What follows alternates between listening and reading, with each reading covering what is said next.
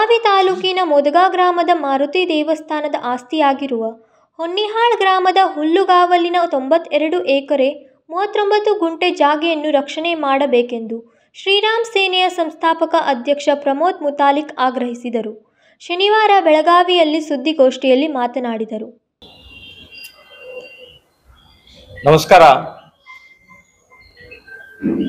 ಮೊದಲನೇದಾಗಿ ಕ್ಷಮೆ ಕೇಳ್ತಾ ಇದ್ದೀವಿ.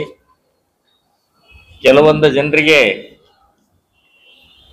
ಇವತ್ತಿನ ಪತ್ರಿಕಾಗೋಷ್ಠಿಯ ಸುದ್ದಿ ತಲುಪಿಲ್ಲ, ಅದಕ್ಕೆ ಕ್ಷಮೆ ಕೇಳಿ ಪ್ರಾರಂಭ ಮಾಡ್ತಾ ಇದ್ದೆ. ಕರ್ನಾಟಕದಲ್ಲಿ ಈಗ ಚಾಲ್ತಿಯಲ್ಲಿ ಇರುವಂಥ ವಿಷಯ ಅಂತಂದ್ರೆ ಭ್ರಷ್ಟಾಚಾರ. ಬಹಳ ದೊಡ್ಡ ಪ್ರಮಾಣದಲ್ಲಿ ಭ್ರಷ್ಟಾಚಾರದ ಚರ್ಚೆ ಆಗ್ತಾ ಇದೆ. ಅದು SC/ST ಅಭಿವೃದ್ಧಿಗೋಸ್ಕರ ಇಟ್ಟಂತ ದುಡ್ಡಿನ ಗ್ಯಾರಂಟಿಗೆ ವರ್ಗಾವಣೆ ಮಾಡಿದ್ದು 187 ಕೋಟಿ ರೂಪಾಯಿಯ ವಾಲ್ಮೀಕಿ ನಿಗಮದ ಹಣ ದುರುಪಯೋಗ ತಗೊಂಡಿದ್ದಿರಬಹುದು. ಮೈಸೂರಿನ ಮೂಡ ವಸತಿಯ ಅಭಿವೃದ್ಧಿಗೋಸ್ಕರ ಇದ್ದಂತಹದ್ದನ್ನ ಮುಖ್ಯಮಂತ್ರಿ ಅವರ ಕೊರಳಿಗೆ ಸುತ್ತ ಹಾಕೊಂಡಂತ ಭ್ರಷ್ಟಾಚಾರ ಇರಬಹುದು. ಸೊ ಇದೆಲ್ಲವೂ ಕೂಡ ಇವತ್ತ ಚರ್ಚೆ ಆಗ್ತಾ ಇರುವಂತ ಸಂದರ್ಭದಲ್ಲಿ ಇನ್ನೊಂದು ಭ್ರಷ್ಟಾಚಾರದ ಬ್ರಹ್ಮಾಂಡವನ್ನ ನಿಮ್ಮ ಮುಂದೆ ಇಡ್ತಾ ಇದ್ದೀನಿ. ಹತ್ತತ್ರ 200 ಕೋಟಿಯ ಆಸ್ತಿ ಇರುವಂತ ಮೋದಗಾ, ಬೆಳಗಾವಿ ತಾಲೂಕಿನ ಮೋದಗಾ ಗ್ರಾಮದ ಶ್ರೀ ಮಾರುತಿ ದೇವಸ್ಥಾನ ಟ್ರಸ್ಟ್ ಆಸ್ತಿ 93 ಎಕರೆ ಇದೆ. ರಸ್ತೆಯ ಪಕ್ಕದಲ್ಲೇ ಇದೆ, ವಿಮಾನ ನಿಲ್ದಾಣದ ಹತ್ರ ಇದೆ. ಸೊ ಇದನ್ನು ವ್ಯವಸ್ಥಿತವಾಗಿ ಕಬಳಿಸೋ ಸಲುವಾಗಿ ಒಂದು ದೊಡ್ಡ ಷಡ್ಯಂತ್ರ ನಡೀತಾ ಇದೆ. ಇದಕ್ಕೆ ಇಲ್ಲಿಯ ಮಾಜಿ DC ಅವರು ಬಹಳ ದೊಡ್ಡ ಪ್ರಮಾಣದಲ್ಲಿ ಅವರ ಕೈವಾಡ ಇದೆ. ಅವರು ಇವತ್ತು ಸನ್ಮಾನ್ಯ ಮುಖ್ಯಮಂತ್ರಿಯ ಆಪ್ತ ಕಾರ್ಯದರ್ಶಿಯಾಗಿದ್ದಾರೆ ಇವತ್ತು. ಸೊ ಅವರು ಮತ್ತು ಒಬ್ಬ ರಿಯಲ್ ಎಸ್ಟೇಟ್ ಒಬ್ಬ ವ್ಯಕ್ತಿ ಮತ್ತು MK ಹುಬ್ಬಳ್ಳಿಯ ಶುಗರ್ ಫ್ಯಾಕ್ಟರಿಯ ಚೇರ್ಮನ್ ಅಧ್ಯಕ್ಷ ನಾಜೀರ್ ಹುಸೇನ್, ಈ ವ್ಯಕ್ತಿಗೆ ಇವತ್ತು DC ಅವರು ವ್ಯವಸ್ಥಿತವಾಗಿ ಅನುಕೂಲ ಆಗುವ ಹಾಗೆ ಕಾನೂನು ಬಾಹಿರವಾಗಿ ಹುದ್ದೆಯ ದುರ್ಬಳಕೆ ಮಾಡಿಕೊಂಡು ಆ ಮುಗ್ಧ ಗ್ರಾಮಸ್ಥರನ್ನ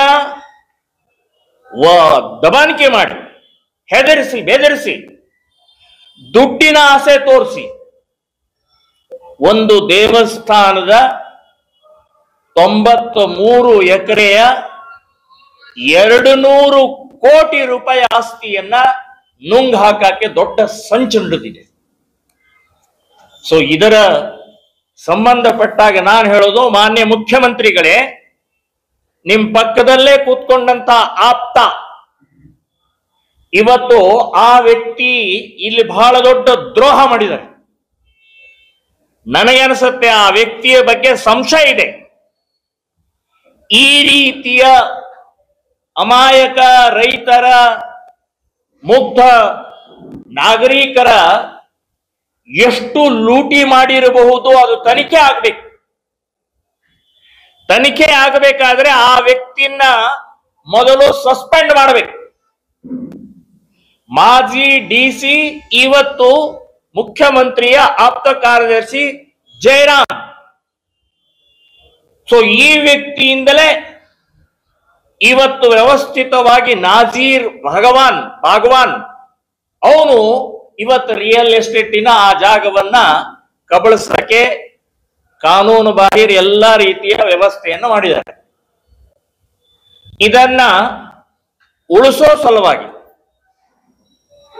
ದೇವಸ್ಥಾನದ ಆಸ್ತಿ, ದೇವಸ್ಥಾನದ ಜಾಗ, ಮುಜರಾಯಿ ಇಲಾಖೆ ಬಹಳ ಸ್ಪಷ್ಟವಾಗಿ ಹೇಳಿದೆ, ಇದು ಮುಜರಾಯಿ ಇಲಾಖೆಗೆ ಸಂಬಂಧಪಟ್ಟದ್ದು. ಕಂದಾಯ ಇಲಾಖೆಯಲ್ಲಿ ಅದನ್ನ ಸೇರಿಸಿದ್ದಾರೆ. ಈಗ ಇದು ಸೇರ್ಸಕ್ ಕಾರಣ DC ಅವರು ಅವತ್ತು.